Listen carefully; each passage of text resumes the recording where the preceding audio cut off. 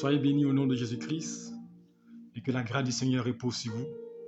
C'est encore avec plein de joie et de grâce que nous retrouvons en ce premier jour du mois d'avril et nous bénissons le Seigneur de ce qu'il nous a fait la grâce de pouvoir voir ce premier. Et je crois que ce sera le commencement d'une nouvelle grâce, une nouvelle faveur, le commencement de beaucoup de bénédictions dans la vie de quelqu'un. Alors ce soir, j'aimerais vous saluer dans le nom de Jésus-Christ afin que le Seigneur se souvienne de vous, que sa paix repose sur vous, que son esprit vous assiste en tout temps et en tout lieu, et que vous compreniez que le Seigneur est un Dieu fidèle. Vous savez, parler de Jésus-Christ, pour moi, c'est une passion, parce que Jésus est fidèle, Jésus est Dieu, Jésus est digne, il n'abandonne personne, et il ne te laissera jamais tomber. Sois toujours attaché à lui, ne regarde pas aux circonstances de la vie, ne regarde pas aux situations que tu traverses, mais regarde à sa fidélité, car ce Dieu-là, il nous aime d'un amour incommensurable. Que Dieu vous bénisse. Je vous salue tous dans le nom de Jésus-Christ. Je salue ma fille Rosine, je salue ma fille Emmanuela depuis Londres, je salue maman Nina, que Dieu te bénisse Nina. Sois gardé, que Dieu veille sur toi, que Dieu te protège, tous ceux qui vous nous prendront aussi, que Dieu se souvienne de vous, que sa grâce repose sur vous, et sachez une chose, l'Éternel bénit, l'Éternel garde, l'Éternel protège, et je sais que le Seigneur est avec nous, il nous donne la force d'être présent, il nous donnera toujours la force de pouvoir parler de lui, alléluia. Dieu vous bénisse abondamment et qu'il vous guide. Nous allons prier le Seigneur et lui confier ce moment. Sois béni Daniel, lui confier cet instant pour qu'il soit avec nous et pour qu'il nous garde. Que sa présence nous oriente et nous guide. Nous te bénissons, notre Dieu, notre Père, et t'en sommes reconnaissants pour ta grâce. Merci encore pour cette soirée. Tu nous donnes la force de pouvoir être là pour te prier, pour t'adorer. Je bénis ton nom encore pour chacune des personnes en ce lieu. Je bénis ton nom pour la vie que tu nous accordes. Je bénis ton nom parce que tu es avec nous pour nous guider. Merci pour ta fidélité et merci pour tes bienfaits. Viens prendre le contrôle de ce moment. Viens être le maître de cet instant. Sois le Seigneur de ce moment. Père, que tout esprit qui ne confesse pas ton nom, toute attaque contre nos vies, toute œuvre qui ne glorifie pas de nous soit vouée à l'échec. Nous renversons, nous détruisons tous les projets d'ennemis contre nos vies. Et nous prions que ce mois d'avril qui a débuté soit un mois où tu sois à nos côtés pour nous guider, où tu te disposes, mon Dieu, tout le temps, les circonstances en notre faveur, où, mon Dieu, nous sommes approuvés, distingués par Dieu. Sélectionne-nous pour ta gloire. Et que ta paix repose chacun d'entre nous. Visite-nous, mon Dieu. Nous voulons voir ta gloire. Nous voulons voir ta main à l'œuvre dans nos vies. Sois avec nous. Viens bénir ta parole. Et viens disposer nos cœurs à l'écoute de ta parole au nom de Jésus-Christ. Amen. Que Dieu vous bénisse et que sa grâce repose sur vous et qu'il vous assiste. Le thème de ce soir, on devait l'enseigner hier, alléluia, mais le Seigneur permet que aujourd'hui nous puissions l'enseigner. Le thème, ton handicap, alléluia, ton handicap n'empêchera pas la gloire de Dieu dans ta vie, alléluia. Ton handicap ne sera pas un frein à la gloire de Dieu. L'handicap n'empêchera pas Dieu de te visiter, alléluia. Et nous verrons qu'est-ce qui peut être un handicap, qu'est-ce qui peut nous bloquer, alléluia, dans la grâce de Dieu, mais rien, alléluia. Que Dieu nous bénisse et que sa main repose sur nous. Nous allons prendre nos Bibles. Je vais faire la lecture pour vous dans le psaume, dans plutôt Luc chapitre 19. Luc chapitre 19, Luc 19 à partir du verset 1er. Je vais faire la lecture pour vous. Luc 19, verset 1er. Et il est écrit: Jésus étant entré à Jéricho, traversait la ville. Voici un homme riche appelé Zachée, chef des publicains, cherchait à voir qui était Jésus. Mais il ne pouvait y parvenir à cause de la foule, car il était de petite taille. Il courut en avant et monta sur un sycomore pour le voir, parce qu'il devait passer par là. Lorsque Jésus fut arrivé à cet endroit, il leva les yeux.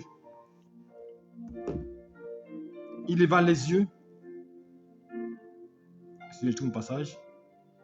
Lorsque Jésus fut arrivé à cet endroit, il leva les yeux et lui dit: Zachée, hâte-toi de descendre, car il faut que je demeure aujourd'hui dans ta maison.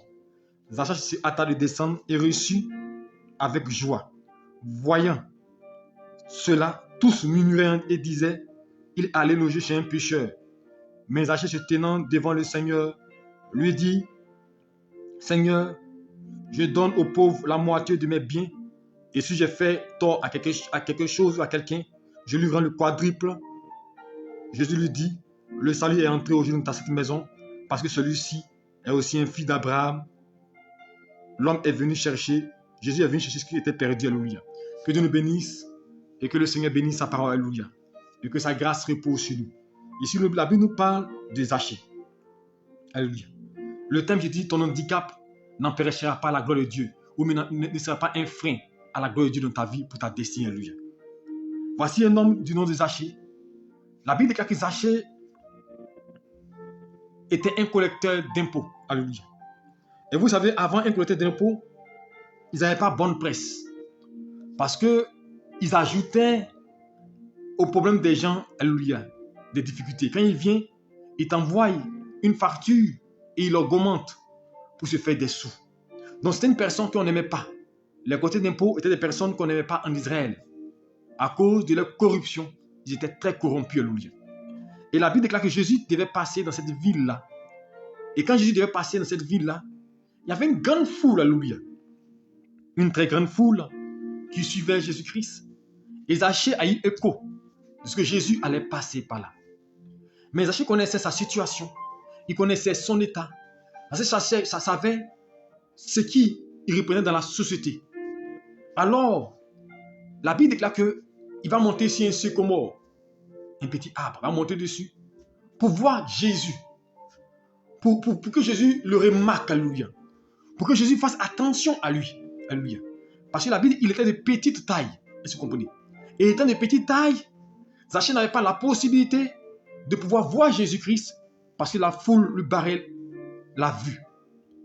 Alors Jésus-Christ va s'approcher de Jésus-Christ, de Zachée plutôt. Pendant que Zachée cherchait Jésus-Christ, Jésus aussi le cherchait. Je vais te dire une chose. Pendant que tu cherches Dieu, Dieu aussi te cherche.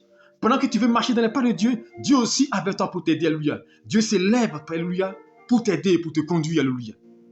Et la Bible déclare que Jésus va aller vers Zachée. Et il va dire à Zachée, il faut que je demeure aujourd'hui dans ta maison. Alléluia. Ton handicap ne freinera pas la grâce de Dieu. Zachée était corrompu. Alléluia. Premièrement, son physique était un handicap. Il était de petite taille. Et étant de petite taille, il avait du mal à voir Jésus-Christ. Du mal à toucher Jésus-Christ. Du mal à découvrir Jésus. Alléluia. Il va monter sur un sycomore. Et montant sur un sycomore, Dieu vient aussi vers lui. Alléluia. Et ensuite, de petite taille, Zachée était pécheur, était corrompu, avec une mauvaise presse, avec une mauvaise vie. Zachée n'était pas une personne indiquée, un modèle. Mais toutes ces conditions-là, son état, sa position, n'a pas empêché Jésus-Christ d'aller dans sa maison. N'a pas empêché Jésus-Christ de le visiter. N'a pas empêché Jésus-Christ d'apporter la grâce dans sa vie. Le salut dans sa vie, le salut est rentré dans ta maison. Ton handicap n'empêchera pas la gloire de Dieu. Alléluia. Zachée a compris que Dieu pouvait le sauver. Dieu pouvait le délivrer. Dieu pouvait être ce secours qu'il attend, ce soutien qu'il attend tant. Alléluia. Beaucoup d'entre nous sont complexés à cause de leur handicap, sont complexés à cause de leur position, à cause de leur taille. Le monde les juge. On est tous murmurés. Et quand Jésus est arrivé, ils ont commencé à murmurer. Il va faire quoi chez lui? Mais c'est un pécheur. Mais il n'est pas bon. Mais sa position n'a pas empêché Jésus-Christ de rentrer dans sa maison, de rentrer le visiter, de changer sa destinée. C'est pourquoi Jésus a dit, il n'est pas venu pour les bien portants, il est venu pour les malades. Et que ce n'est pas les bien portants qui ont besoin de médecins, ce sont les malades. Alors je veux te dire que, à l'instar de Zachée, ton handicap ne doit pas être un frein à ta adoration. Et ça ne sera pas un frein pour Dieu pour te visiter. Certes, Zachée avait un handicap, petite taille et pécheur. Il ne méritait pas d'être dans la présence du Seigneur. Il ne méritait pas d'être là. Mais je dis une chose, quand tu mérites quelque chose, c'est que Dieu n'était pas avec toi. Quand tu penses que tu mérites une grâce, tu mérites une bénédiction, mon frère, il faut te repentir. C'est quand tu penses que tu ne mérites pas, que tu n'es pas bon. Et c'est à l'instar, quand Jésus a donné cette parabole-là, de ces deux personnes qui ont fait cette prière. L'un pharisien, alléluia, et l'un pécheur. Et le pharisien qui dit, Seigneur, merci, parce que je jeûne tous les jours, je paye ma dîme, je fais des offrandes. Je ne suis pas comme ces voleurs, ces impudiques, comme ces malhonnêtes, ces buveurs. Je suis bon. Et l'autre pécheur qui dit, Seigneur, je ne suis pas digne d'élever les yeux vers ton trône, je suis pécheur. Et Jésus pose la question entre les deux, qui a été agréé par Dieu. Normalement et logiquement, selon nous, on aurait pu dire que c'est le pharisien parce qu'il a une bonne vie selon lui. Mais Jésus-Christ, c'est le pécheur parce qu'il reconnaît son état. Vous savez, la plus grande chose pour que Dieu vous visite, la plus grande bénédiction pour voir la grâce de Dieu, reconnaissez votre état. Reconnaissez votre faiblesse, reconnaissez votre infirmité, reconnaissez que vous ne pouvez rien sans Dieu, reconnaissez que vous êtes limité en tout temps, en tout lieu, reconnaissez que non, vous souffrez, vous avez une douleur, vous avez un mal. C'est quand tu vas reconnaître ton état que Dieu pourra te sauver. Beaucoup de gens ne reconnaissent pas leur état. Et je le dis toujours, et je le disais quelque part, moi, Cabran, je préfère prier avec un impudique, un adultérien, qu'un hypocrite. Parce qu'un impudique, au moins, il me montre son état. Je sais qu'il est impudique. Je peux l'aider, je peux le conseiller, l'aider à changer pour dire c'est pas bon, voici. Un adultérien, je sais son problème, il est adultère, je peux l'aider. Mais un hypocrite, il est dangereux. Un hypocrite, il montre l'aspect de quelqu'un de pur, de saint, de bon. Mais en réalité, il a une double nature. Et ces gens sont des poisons, des dangereux, qui sont dans notre environnement. Ils montrent l'aspect des anges. L'aspect des gens qui sont bien, mais c'est eux qui torpillent. Et c'est eux qui voient le mauvais dans le camp des autres. C'est eux qui voient les autres mauvais, qui voient les autres que non, ils ne peuvent pas réussir. Je préfère prier avec des gens dont je connais l'état, je connais la position. Alors je vais te dire une chose. Si tu veux voir Dieu, si tu veux que ton handicap n'empêche pas Dieu d'intervenir, révèle qui tu es. Révèle qui tu es à Dieu. Ne cache pas ta nature. Beaucoup d'entre nous, nous cachons notre nature, nous cachons. On se cache, mais Dieu te voit. Tu te caches devant les hommes, mais Dieu te voit. Révèle qui tu es, car ton handicap ne peut pas empêcher Dieu d'intervenir. Ton handicap ne peut pas empêcher l'Éternel de se souvenir de toi. Jésus savait qui était Zachée. Il connaissait la nature de Zachée. Il connaissait le problème de Zachée. Il était corrompu. Il savait que Zachée n'était pas bon. Il le savait. Mais malgré cela, ça n'a pas empêché Jésus-Christ d'aller dans la maison de Zachée pour lui apporter le salut. Laisse-moi te dire une chose. Ton handicap ne pourra pas empêcher Dieu de t'apporter le salut. Alléluia. Et je vais parler d'une deuxième situation. Alléluia. Qui aussi m'a marqué. Dans Luc chapitre 7, verset 37. Vous pourrez le lire, je vais seulement compter l'affaire. Compter l'histoire. Luc 7, verset 37. La Bible déclare qu'il y avait une femme pécheresse. Et voici comment la Bible l'indique. Une femme pécheresse. Elle dit que la Bible l'identifie. Elle dit qu'elle est pécheresse, dit la Bible. Voici une femme pécheresse. Et cette femme pécheresse-là, Jésus a été invité dans une maison. La maison d'une personne un peu convenable. Et Jésus-Christ a été invité pour manger. Et la femme pécheresse vient avec un pot d'albâtre à un parfum de grand prix. Pécheresse, ça veut dire qu'elle avait une mauvaise vie. Ça veut dire qu'elle était prostituée. Ça veut dire qu'elle avait une bonne moralité. C'était un handicap pour elle. Est-ce que tu me suis? C'était un handicap pour sa vie. Et elle va s'approcher par derrière, tellement qu'elle a compris que elle-même, sa vie n'était pas reluisante. Elle passe par derrière. Elle va verser le parfum de Jésus-Christ. Elle va prendre ses cheveux et suer Jésus-Christ. Et la Bible déclare qu'il y avait un homme qui a reçu Jésus-Christ, Simon. Il dit, Seigneur, il a regardé, il dit, il n'a pas dit audiblement, hein, dans son cœur là-bas. Si lui était prophète, il allait savoir que c'est elle est pécheresse. S'il était prophète, il allait savoir qu'elle n'est pas bonne. S'il était prophète, il allait savoir qu'elle est mauvaise vie. Et Jésus lui répond, Simon, je sais qui est cette femme, parce que Jésus pouvait lire dans le cœur. Je sais qui elle est. Je suis dans ta maison, tu ne vas pas donner l'eau pour laver mes pieds. Mais elle a pris ses larmes pour laver mes pieds. Elle les a essuyés avec ses cheveux. Je te dis que ses péchés lui seront pardonnés. Son handicap, sa posture, sa position n'a pas empêché Dieu de la localiser. N'a pas empêché Dieu de la visiter. N'a pas empêché Dieu de la restaurer. n'a pas empêché Dieu de prophétiser un réma sur elle, n'a pas empêché Dieu de dire que sa vie va changer, son histoire va changer. Alors je veux dire à une personne ce soir, que ton handicap ne soit pas un frein pour toi. Parce que ce n'est pas un frein pour Dieu. Ce n'est pas un frein pour Dieu ton handicap. Au contraire, Dieu veut changer ton infirmité en force. C'est pour la Bible déclare, l'apôtre Paul dit, c'est dans ma faiblesse que la puissance de Dieu s'accomplit. C'est dans ma faiblesse que la puissance de Dieu s'accomplit. Dieu prend des hommes faibles pour faire des hommes forts. Dieu ne prend pas des forts. C'est pourquoi ton handicap n'est pas un frein. Au contraire, ton handicap, Dieu va l'utiliser pour te relever, pour que le monde sache que Dieu est avec toi. Alors, ne te condamne pas, ne te juge pas, parce que Dieu ne te condamnera pas. Alléluia. Dieu ne te limitera pas. La Bible déclare qu'il y avait un homme. Regardez Simon. Simon était un apôtre du Seigneur. Mais Simon veut dire instable. Son nom veut dire instable. Mais ça n'a pas empêché Jésus-Christ de le choisir comme disciple.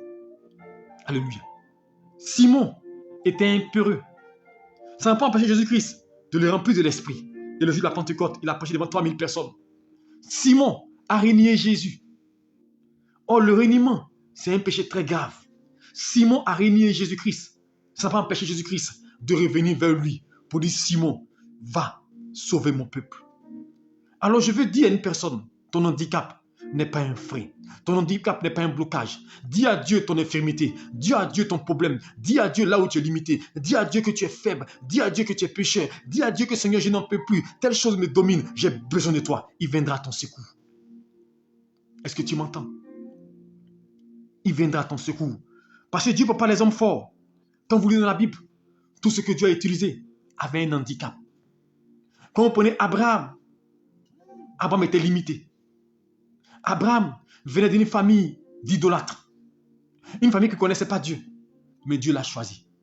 L'idolâtrie où il est quitté n'a pas empêché Dieu de l'utiliser. Tu peux venir d'une famille où on pratique la sorcellerie, où on fait des fétiches, du maraboutage. Et Dieu peut te sauver. Il peut te délivrer et donner un avenir reluisant. Un avenir plein de grâce. Même le grand Moïse, alléluia. Même le grand Moïse avait un handicap, alléluia. Parce que quand Dieu se révèle à Moïse, pour dire d'aller sauver Israël, il a choisi. Moïse dit au Seigneur, dans Ésaïe 40, Exode 4, verset 2, il dit, je bégais. Il dit au Seigneur, je ne parle pas bien. Seigneur, non, je n'avais même pas parlé, j'avais des difficultés parce qu'il avait des difficultés dans le langage. Il n'avait pas l'arrêté de langage pour aller parler devant Pharaon. Mais il dit, Moïse, c'est toi que j'ai choisi. Donc le fait que Moïse ne parle pas bien, tu me dit, non, je ne sais pas parler de la foule. Je n'ai pas un bon langage. Non, je ne vais pas évangéliser. Mais Dieu a besoin de toi. Il dit, Moïse, ne t'inquiète pas. Je vais t'utiliser comme ça. L'handicap de Moïse n'a pas empêché Dieu de se manifester dans sa vie. Au contraire, Moïse a été un grand prophète. Moïse a été utilisé puissamment par Dieu. Je veux dire à quelqu'un, ce soir mon message, ton handicap ne doit pas être un frein pour toi-même, car ce n'est pas un frein pour Dieu. Ce n'est pas un frein pour Dieu. Au contraire, Dieu va véritablement te montrer qu'il peut prendre ce qui est vil pour confondre les sages. Ce qu'on ne considère pas, ce qu'on bafoue, ce qu'on ne compte pas. Pour montrer aux gens, lui là, je peux faire des choses extraordinaires avec lui. Regardez cet homme-là. Il y a un évangéliste que souvent j'aime écouter. Il sait qu'il doit être dans les pays de l'Est. Pour ceux qui vous avez une fois vu cette vidéo, parce que ça a beaucoup été sur le net il y a 1 an, 2 ans de cela. Il est manchot et en même temps il est estropié. Il sait que beaucoup de gens ont vu ça. Il est manchot et estropié. Mais c'est un grand évangéliste dans le monde. Il réunit près de combien de milliers de personnes. Moi-même ici, prédicateur, moi j'ai 2 pieds. Moi-même j'ai 2 mains. Moi-même je n'ai jamais réuni 2000, 3000 personnes pour 10 000 personnes. Mais lui, il fait des milliers. Dieu le tue pour guérir. Pendant qu'il est manchot, il n'a pas les mains, il n'a pas les pieds. Mais son handicap n'est pas un frein pour Dieu. Dieu l'utilise puissamment. Vous connaissez, pour ceux qui sont à Yopougon, vous connaissez un homme de Dieu, l'apôtre Soro. Un homme qui réunit. Il y a plus tard 1 mois de cela, il était dans une ville de l'intérieur. Près de 4000 personnes étaient réunies. Il est assis sur une chaise roulante. Il a dit qu'il est paralysé, assis sur une chaise roulante. Mais Dieu l'utilise puissamment pour guérir. Son handicap n'est pas un frein pour que Dieu se manifeste. Son handicap ne veut pas dire que Dieu n'est pas avec lui. Dieu peut réaliser des grâces dans ta vie, même si tu es handicapé, même si tu es bloqué. Parce que Dieu utilise des choses viles. Aujourd'hui, il est puissamment utilisé. J'ai un autre encore qui était du côté de Gonzague, qui était aveugle, mais que Dieu utilisait puissamment pour guérir. Mon frère, l'handicap n'est pas un frein à la manifestation de la puissance de Dieu dans ta vie. L'handicap n'est pas un blocage. Alors je veux dire à quelqu'un, si tu traînes un handicap, ne sois pas frustré, ne sois pas complexé. Parce que l'handicap n'est pas un frein à la bénédiction de Dieu. Nous vivons dans ce pays, beaucoup de gens qui ont des handicaps, aujourd'hui qui sont des célébrités, dans la comédie, des célébrités. Alléluia. L'handicap n'est pas un frein. Alléluia. Tu me diras, mais moi, aujourd'hui, beaucoup de gens pensent que, parce que ne pas aller à l'école, ne pas avoir des diplômes peut être un handicap selon toi. Même pour Dieu, ce n'est pas un handicap. Beaucoup de gens, parce qu'ils n'ont pas de niveau, ils n'ont pas bac plus 5, ils n'ont pas bac plus 3. Ils se disent, moi, je ne vais pas réussir. Moi, je n'ai pas atteint tel niveau. Mon frère, ne te bloque pas, ne te limite pas. Tu peux être handicapé sur le plan intellectuel, sur le plan des diplômes, mais ça n'empêche pas Dieu d'intervenir. Beaucoup de gens que nous connaissons aujourd'hui, qui ont des postes très élevés en Côte d'Ivoire, ils n'avaient pas le bac. Mais notre plus grand constitutionnaliste de Côte d'Ivoire, l'un des plus grands juristes de Côte d'Ivoire, alléluia, alléluia, un grand professeur, alléluia, qui était ancien président de la Cour constitutionnelle, alléluia, il n'a jamais eu le bac. Son nom va venir tout à l'heure, alléluia. Il n'a jamais eu le bac. Alléluia. Mais c'était un grand constitutionnaliste. Aujourd'hui, toutes les constitutions, la plupart de l'Afrique, c'est lui qui les a écrits. Mais pourquoi? L'handicap n'a pas été frein, mais il a eu d'autres diplômes. Ne laissez pas un handicap vous dire que vous n'êtes rien. Ne laissez pas une situation vous dire que vous n'évoluerez pas. Ne laissez pas un problème vous dire que vous n'arriverez pas là-bas. Parce que tu peux ne pas avoir de bac, tu peux ne pas avoir de diplôme, mais ça n'empêchera pas Dieu de t'envoyer au sommet. Il y a des gens qui n'ont aucun diplôme, mais Dieu les a élevés. Et à l'instant, dans la Bible, nous n'allons pas dans la Bible pour voir une autre situation. L'histoire de David. David n'était pas intellectuel. David n'était pas un homme qui allait à l'école. David était berger. Est-ce que vous comprenez? Un berger, généralement ceux qui sont bergers, c'est ceux qu'on met au dernier plan. Donc seulement dans sa famille, David n'avait pas une position honorable. Parce qu'il était berger. Pendant que ses frères étaient en ville, pendant que ses frères étaient dans l'armée, pendant que ses frères avaient des tâches nobles, lui il était berger. Alléluia, dans la brousse. Mais quand Dieu décide de un des rois, qui va choisir? C'est le berger.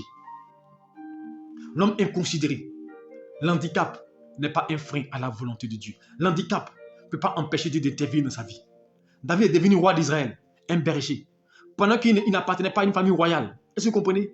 Il n'était pas destiné au trône. Mais la bénédiction, mais la faveur va lui être échue. Alors je veux dire à quelqu'un, tu peux être handicapé à plein niveau. Tu n'as pas de compte bancaire. Tu n'as pas d'économie certainement. Tu me dis, pasteur, mais je n'ai pas beaucoup d'argent. Pasteur, je n'ai pas de maison. Mais ça n'empêche pas Dieu de t'élever. Tu peux devenir président de la République. Nous avons vu dans certains endroits des gens qui étaient simples chanteurs. Ils sont devenus présidents de la République. Je vous dis une chose, ne vous limitez pas et ne limitez pas Dieu par votre handicap. Beaucoup de gens se limitent par leur handicap. Ils disent, moi, je ne peux pas faire telle chose parce que je suis petit. Comme j'ai dit, on dit non, ma famille est petite, je viens d'une petite tribu. Dieu s'en fout de ton handicap. Dieu s'en fout de ta position. Dieu t'en fout. Dieu veut que tu comprennes qu'il veut t'utiliser pour t'élever. Dieu peut t'ouvrir des portes au-delà de ce que tu imagines. Dieu peut intervenir dans ta vie là où tu n'imagines pas. L'handicap ne doit pas être un frein pour toi. Ne regarde pas ton handicap parce que Dieu ne regarde pas l'handicap. Alléluia. Il y avait un jeune homme dont je prends l'exemple que j'aime bien, qui est aujourd'hui en France, qui était à la CRP chez mon ami Pasteur Ondo. Et je me rappelle même, en son temps, il y avait une rubrique qu'on animait, que des jeunes animaient à la CRP un journal. Et c'est la première fois que le pasteur faisait une interview sur lui. C'est là qu'il dit, il a dit une phrase. Je ne me rappelle pas exactement, mais c'est que il peut être aveugle des yeux, mais il n'est pas limité. Et ce malentendant qui ne voyait pas a passé le bac avec des gens qui étaient malades, qui voyaient clair. Il a eu son bac. Il a eu une bourse au deal en Europe. Alléluia. Chrétien, ne laissez pas un handicap vous freiner. Ne laissez pas une situation vous bloquer. Satan va te dire que tu n'es rien. Il va te dire que ton mal là ne peut pas te permettre dans telle situation. Non, mais tu ne peux pas évoluer parce que tu es handicapé. Déjà même accepte certaines pensées des gens. Je ne suis pas jolie. Qui t'a dit que tu n'es pas jolie? Pourquoi tu penses non, je n'ai pas réussi, je n'ai pas m'en sortir? Mon frère, l'handicap n'empêche pas Dieu d'intervenir dans ta vie. Le berger est devenu roi d'Israël. C'est un berger. Il n'a pas fait économie. Il est devenu berger. On a vu des présidents qui appartenaient à une famille pauvre. qui sont les présidents de la République Côte d'Ivoire. Je veux dire une chose. Ne vous limitez pas, n'est-ce pas les gens vous inculquent des pensées pour dire. Ça c'est réservé à tel type de personnes. C'est réservé à un groupe de personnes, catégorie de personnes. C'est eux qui peuvent construire. C'est eux qui passent ce niveau. Non. Ne laissez pas les gens vous limiter.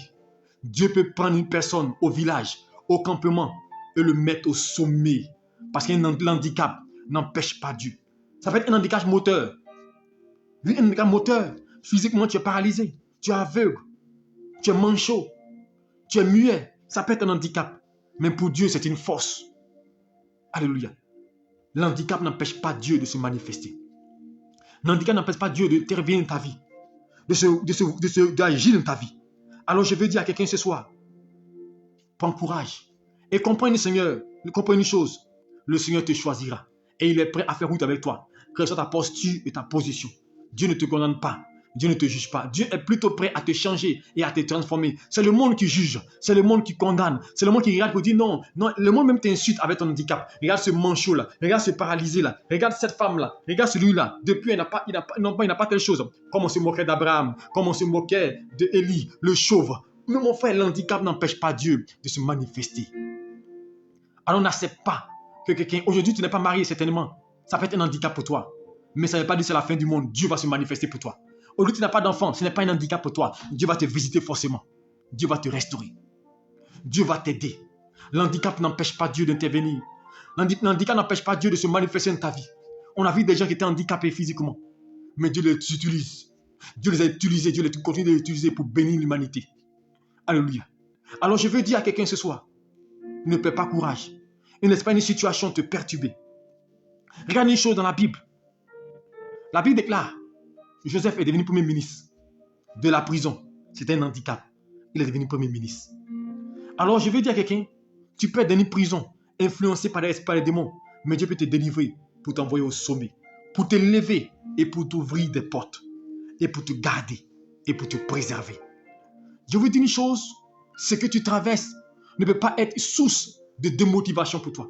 Beaucoup de gens passent par des temps difficiles, se disent, Dieu ne peut pas arriver, Dieu ne peut rien faire. Non, mon frère, tu peux ne pas avoir de soutien, tu peux ne pas avoir d'aide, ça peut être un handicap. Par des gens de soutien, des gens pour les propulser, mais toi tu n'as personne. Mais ce n'est pas un handicap, toi tu as Dieu. L'handicap ne sera pas un frein à la gloire de Dieu dans ta vie.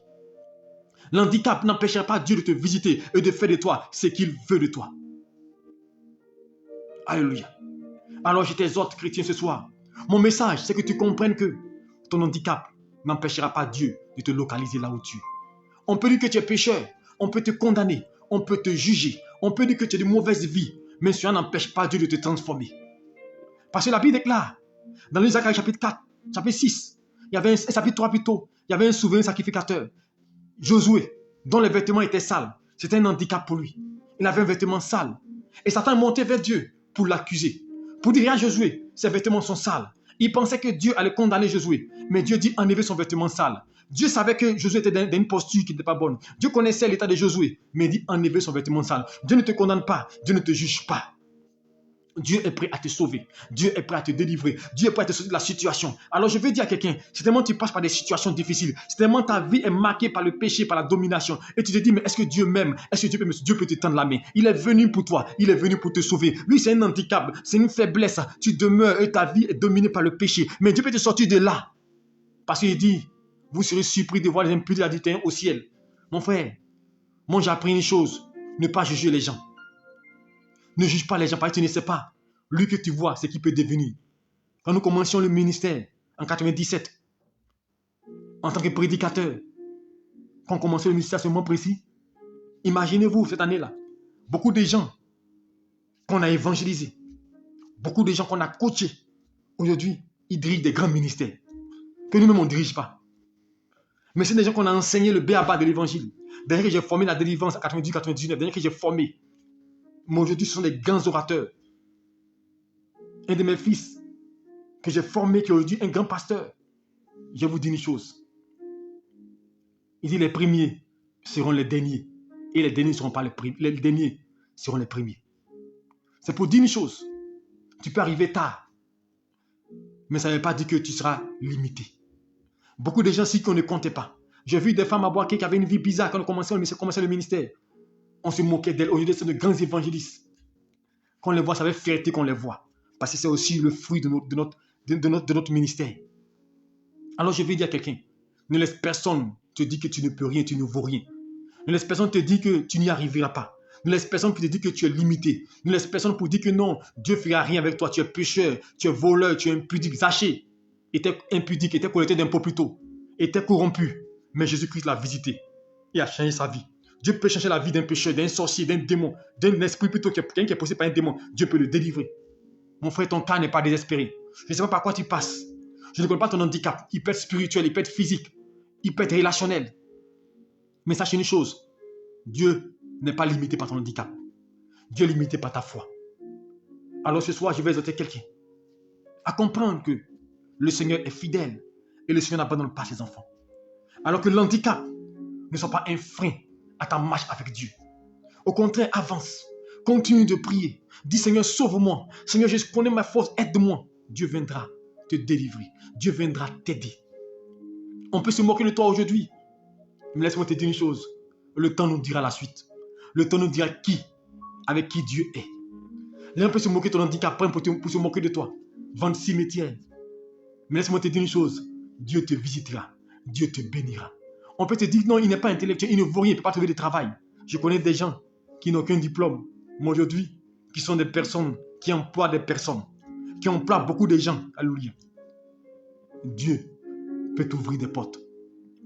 Alors, ne regarde pas du fait que tu n'as pas de diplôme. Ne regarde pas à ta posture, à ta position.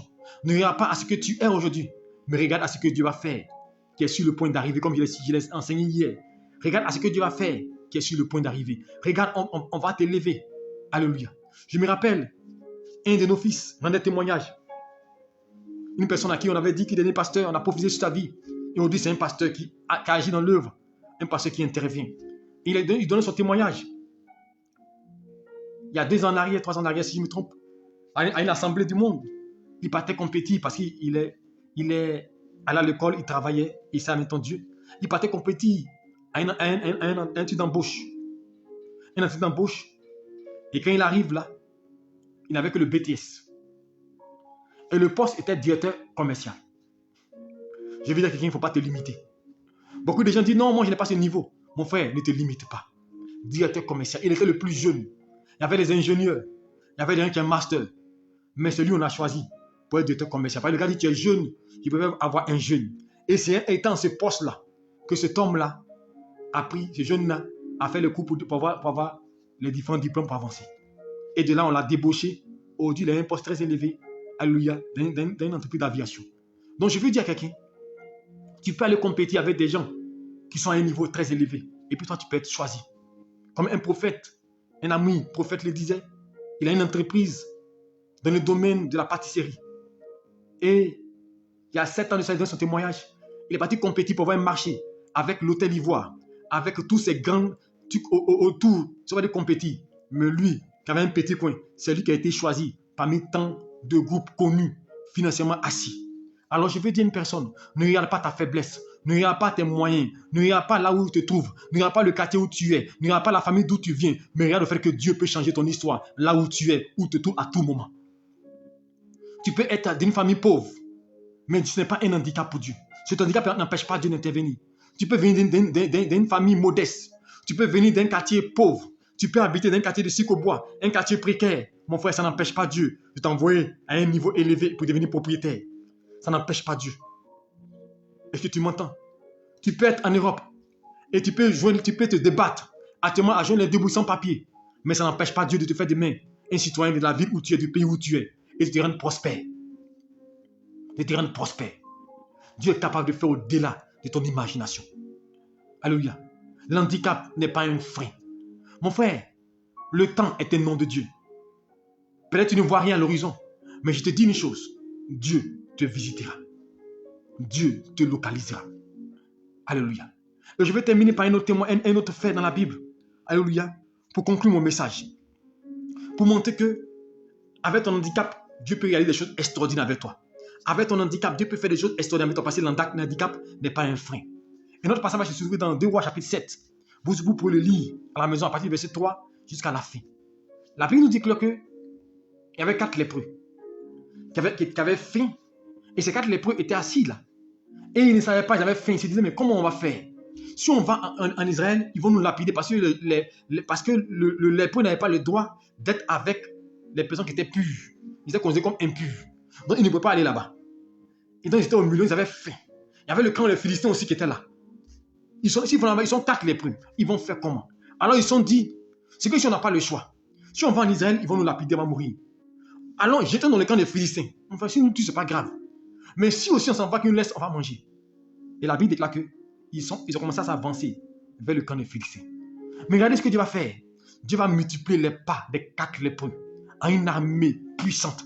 Et les Philistins vont entendre le bruit d'une armée. À travers 4 lépreux, le bruit d'une armée forte. Ils vont déserter les villes. Le handicap n'a pas été un frein pour les destiner. Dieu a utilisé le handicap pour faire éclater sa gloire. Et a fait fuir des gens bien portants. Alléluia, des gens qui étaient armés. Donc je veux te dire, Dieu peut utiliser ta position pour que tu atteignes un niveau élevé.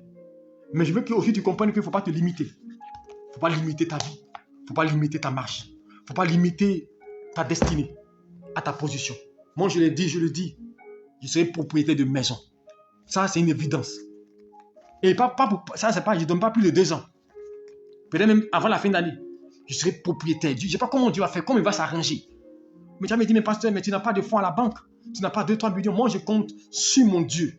Je m'appuie sur mon Dieu. Quelqu'un veut voyager, tu es en Côte d'Ivoire et puis tu es limité. Tu dis, mais est-ce que je ne connais personne, mon frère? Ma soeur, sois déterminé pour dire, moi, je vais prendre l'avion à telle date. Dieu va le faire. À tes résolutions, répondons le succès. Toi qui attends l'attente d'un enfant, mon frère, Dieu va te visiter. Ma soeur, Dieu va te visiter. Ne laisse pas les pensées des gens te traumatiser, te paniquer. Dieu est à l'œuvre et Dieu interviendra.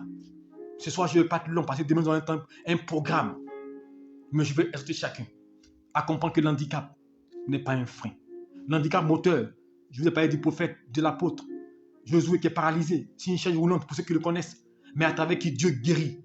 Il fait des croisages, il réunit près de combien de, au moins 4000 personnes. Moi-même, là, je ne réunis pas 100 personnes. Mais lui, il est handicapé. Et notre aveugle, mais Dieu le tue puissamment. Alléluia. Tu peux avoir une mauvaise vie. Dieu peut changer ta vie. Zachée était corrompu. Mais Dieu est venu sa vie pour le transformer. Donc que ton état ne soit pas un frein. Donc il ne faut pas prendre un argument pour t'éloigner de Dieu. Il ne faut pas prendre un prétexte pour dire moi je ne suis pas bon. Dieu te veut comme ça. Là où tu n'es pas bon, là, il peut te transformer. Dans ta posture, là, Dieu peut t'aider. Dans ton état, là, Dieu peut changer ta destinée. Viens seulement à lui. C'est pourquoi la Bible dit aux gens, l'évangile que nous prêchons aujourd'hui, nous disons aux gens, il faut changer pour venir à Jésus-Christ. Il faut être bien. Arrête quelque chose. Mon frère, est-ce que l'homme peut arrêter quelque chose de lui-même? Il faut lui dire le vrai évangile, mon frère. Tu es voleur, tu es bandit, tu es tueur. Viens à Jésus-Christ. Il va te transformer. Viens, car c'est lui qui peut t'aider à sortir ton état, qui peut t'aider à sortir ta position. Il peut t'aider. Quand tu vas venir, il va tuer en toi, il va briser en toi tous ses péchés. Il va t'aider à devenir à son image. Mais de toi-même, tu ne pourras pas. Parce que c'est un handicap, une faiblesse pour toi. Mais Dieu peut te guérir et te restaurer. Alors ce soir, retiens une chose. Mon handicap n'empêchera pas Dieu de se manifester dans ma vie et de me faire entrer à Canaan, comme il a fait pour David, pour Abraham, pour Moïse, pour ces femmes pécheresses, pour Zachée. Il le fera aussi pour moi. Alors ce que je dois faire, c'est de croire en cela. Que le Seigneur te bénisse et que sa grâce repose sur toi. Que son esprit t'assiste et qu'il te garde. Nous allons prier le Seigneur et demander son soutien. L'apôtre Paul dit, c'est de ma faiblesse que la puissance de Dieu s'accomplit. Alors tu vas dire, Seigneur, dans ton handicap, dans ta faiblesse, que sa puissance s'accomplisse afin qu'il t'introduise dans ta destinée. Par la Dieu. Père, nous voulons te bénir, notre Dieu, notre Père, et te rendre grâce. C'est toi qui élèves, c'est toi qui bénis, c'est toi qui qualifie.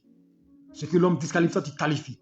Alors je prie ce soir que tu qualifies mon frère, ma soeur, pour la grâce et pour la bénédiction.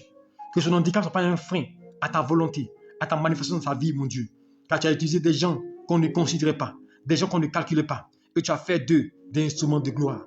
Tu as pris Pierre, et tu as fait de lui une icône de l'évangile. Tu as pris, mon Dieu, Paul, qui tuait les chrétiens, et tu as fait de lui une icône de l'évangile, mon Dieu. Père, tu utilises, mon Dieu, ce que les gens ont rejeté, ce que les gens ne considèrent pas, pour faire de ces personnes-là des instruments de gloire. Et aujourd'hui, tu continues de choisir des gens qui ont marché d'une manière déshonorable, qui ont tué, qui ont fait du mal avant, qui sont des grands prédicateurs. Tu n'es pas limité par l'handicap des hommes, c'est l'homme qui se limite lui-même. Alors ce soir, je te confie chacun d'entre nous, visite-nous, reste-nous, protège-nous, et que ton esprit nous assiste, que tu nous relèves, mon Dieu, ôte notre péché, ôte iniquité, mon Dieu, Et Père, amène-nous à ton image pour que nous devions des modèles, des exemples, Père, qui pourraient être, mon Dieu, Père, avec qui tu peux te manifester. Que tu sois béni. Je prie pour une personne.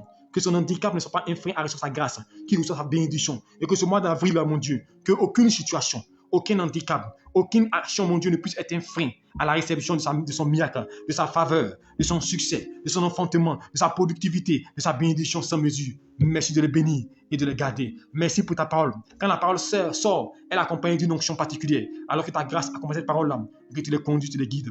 Merci de les bénir, protéger. Au nom de Jésus-Christ. Je te confie toutes ces personnes qui ont fait le jeûne aujourd'hui, qui ont jeûné. Père, souviens-toi d'eux. À travers ce temps de jeûne-là, scelle encore les bénédictions. Rends concret, rends matériel les bénédictions, mon Dieu. Pour que, mon Dieu, Père, ce mois d'avril, mon Dieu, soit un mois d'exaucement, un mois d'accomplissement, un mois, Père, où j'expérimente, mon Dieu, Père, la manifestation de la parole de Dieu, la parole qui devient chère, au nom de Jésus-Christ. Merci d'avoir été avec ce jeûne-là, mon Dieu. Merci pour ta paix. Je te confie aussi, Seigneur Jésus-Christ de Nazareth, le programme de demain. Prends le contrôle, interviens, mon Dieu, et que le temps soit clément. Tout a destiné pour ce programme-là attire. Et qu'à travers ce moment que tu vides, mon frère, tu vides ma soeur, chacun expérimente ta gloire et ta faveur, et soit libéré totalement de l'onction, Père, de la puissance des ténèbres, et que la vie se coule en lui, au nom puissant de Jésus-Christ. Merci pour ta paix, au nom de Jésus-Christ. Amen. Que le Seigneur te bénisse, et que sa grâce repose sur toi, et que son esprit t'assiste. Et demain, n'oubliez pas, demain 5h30, nous n'aurons pas prière, nous reprenons lundi, alléluia. Nous reprenons lundi, 5h30, alléluia. Donc demain, vous pouvez faire grâce matinée si vous voulez, et demain vous reposer. Mais demain, 5h30, et demain, n'oubliez pas 15h30, soyez à l'heure. 15h, si vous êtes là, on débute, alléluia. Parce qu'il vous dit, Dieu ne doit pas nous trouver là-bas. Et quand on dit, si tu as trouvé cette femme qui veut rester là-bas, si on croit de 18h, moins 15, moins 20 et moins 10, la prière est finie. Alléluia. Quand on est 18h, tu t'attends que 18h, tu attends de prendre ta voiture partir, ou tu attends de prendre un taxi. Mais on va pas, Dieu ne va pas nous trouver là-bas, là, je vous promets. Ça, c'est une certitude. Ça, je vous le dis, ça ne va pas faire le Saint-Esprit. Donc, venez tôt. Si vous ne venez pas tôt aussi, on finira avant 18h, alléluia. Donc, invite quelqu'un, viens avec quelqu'un, une personne qui souffre, nous allons prier pour vous. Demain, on va vous toucher avec l'huile, parce que Dieu m'a mis à cœur. Donc, fais l'effort. Même si tu es occupé, que tu dois travailler, que tu peux faire l'effort de venir, fais l'effort de venir. Même si c'est à 30 minutes de la fin, on va prier pour toi. Parce que le mois d'avril est un mois de visitation. Que la grâce de Dieu t'accompagne. Le thème de demain, le Seigneur se souviendra de toi. N'oublie pas, invite quelqu'un. Viens, sois à l'heure, parce que le Seigneur va te visiter. Vous savez, on est à la fin du mois. Les gens ont eu les virements, ils ont l'argent. Donc, quand les gens ont l'argent, là, vous savez, il y a beaucoup d'embouteillages dans la ville. Donc, le mieux à faire, là, il faut quitter la maison tôt pour arriver. Sinon, si tu quittes là, tu peux tomber dans l'embouteillage. Parce que vous savez, même au millionnaire, tu peux tomber dans l'embouteillage. Ceux qui sont véhiculés, vous mettez le GPS, alléluia. Alléluia. Vous pouvez Google Maps, vous tapez immeuble 0 Marocain millionnaire. Vous êtes tapé ça va vous indiquer, alléluia. Et le GPS, ça va vous indiquer et vous allez arriver à la place indiquée, alléluia. Avec cette indication, alléluia. Que le Seigneur vous bénisse. Pour ceux qui ne sont pas véhiculés, vous descendez à Bel Air. Vous allez voir une station pétrole-ivoire. Là, il y a les taxis bleus. C'est 100 francs les taxis. 100 francs, ils vous descendent juste devant l'immeuble, alléluia. On ne rentre pas dans le quartier, c'est au bord de la route, alléluia.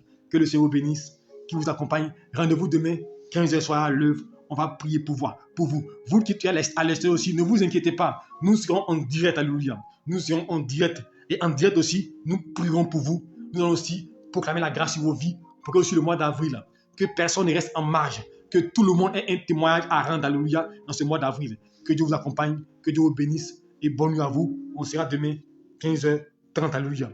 Actuellement, nous avons des problèmes techniques au niveau de la radio, donc je ne sais pas si demain on aura une émission, mais je le confirmerai demain après notre programme, alléluia. Dieu vous bénisse, qui vous garde. Bonne nuit à vous et shalom.